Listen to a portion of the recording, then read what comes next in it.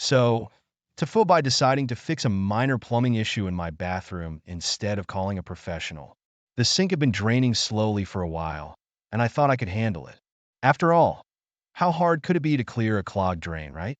I watched a few YouTube videos and thought I was good to go. I started by removing the P-trap, which was a mess on its own, but things really went downhill when I tried to snake the drain. I managed to dislodge something, only to hear the most awful gurgling noise from the pipes.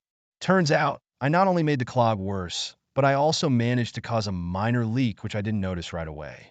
By the time I realized the damage,